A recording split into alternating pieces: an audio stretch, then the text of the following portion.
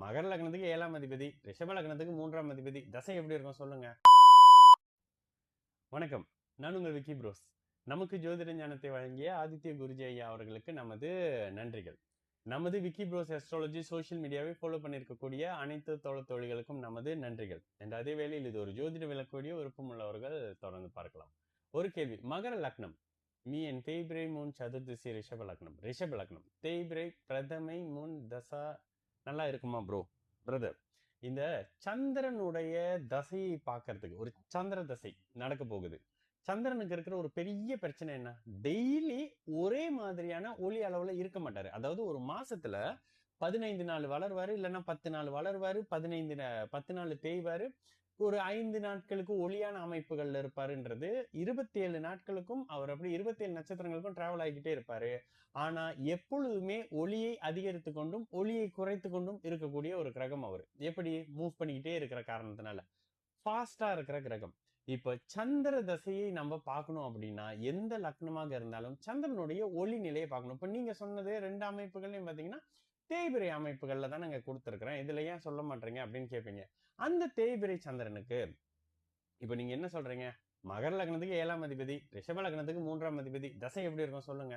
சொல்ல முடியாதுங்க. ஏன் சொல்ல முடியாதுன்னா அந்த சந்திரனை செவ்வாய் பார்க்கிறாரா, அந்த சந்திரனை குரு பார்க்கிறாரா, அந்த சந்திரனை சனி பார்க்கிறாரா, அந்த சந்திரன் ராகுவோட இருக்கிறாரா, அந்த சந்திரன் எந்த மாதிரியான நிலைப்பாட்டுல இருக்கு? சந்திரனுடைய ஒளி.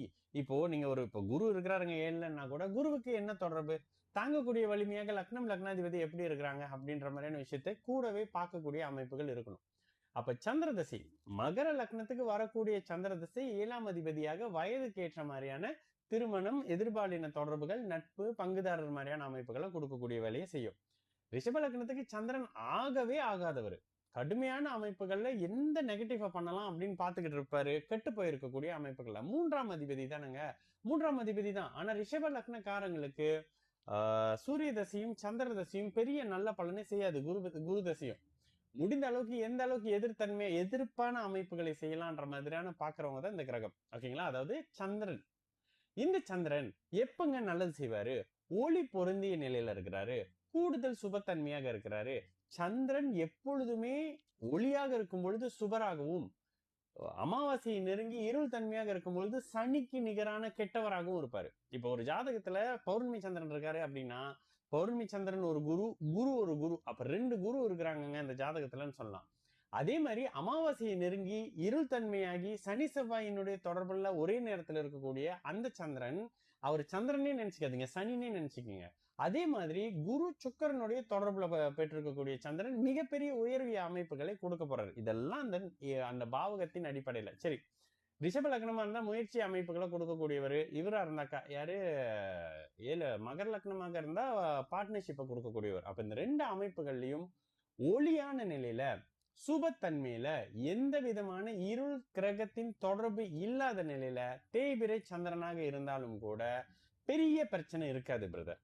ஒருவேளை இந்த இடத்துல அந்த தேய்பிரை சந்திரனுக்கு ராகு கேதுவினுடைய தொடர்பு, சனியினுடைய நெருக்கமான பார்வை, இந்த அமைப்புகள் அந்த சந்திரனை டிஸ்டர்ப் பண்ணும். சனி இப்ப செவ்வாய் மட்டும் சேர்ந்து இருக்கிறாரு, செவ்வாய் மட்டும் இணைவது பெரிய அளவுல கெடுதல் பண்ணாது. செவ்வாய் இணைந்து சனி பாக்குறது, சனி இணைந்து செவ்வாய் பாக்குறது கண்டிப்பாக இந்த சந்திரனை கடுமையான பலன்களை செய்ய வைக்கும். சரி, சந்திர தசை என்ன பண்ணும்? உயிர் காரகம் தாய் மனசு. ஓகேங்களா? இந்த 2 அமைப்புகள்ல தான் உங்களுக்கு பிரச்சனைகளை கொடுக்க ஆரம்பிப்பாங்க. இது எந்த வகையில வரக்கூடிய தன்மைகள், அதனுடைய ஆதிபத்தியத்தை கம்பேர் பண்ணி பாத்தீங்கன்னா உங்களுக்கு பலன் என்னவாக இருக்கும்னு தெரியும். இதனை தாங்கக்கூடிய அமைப்புகள்ல உங்களுடைய லக்னமும் லக்னாதிபதியும் பலமா இருக்கிறாங்களான்ற விஷயத்தை வச்சுதான் அடுத்த கட்டமான விஷயத்தையே சொல்ல முடியும் பிரதர். சரிங்களா? இதுதான் தெளிவான விளக்கம் நீங்க கேட்ட கேள்விக்கு. சரிங்களா? நான் உங்கள் விக்கி ப்ரோஸ். நல்லது நடக்கும், எல்லோரும் நல்லா இருப்போம். வணக்கம்.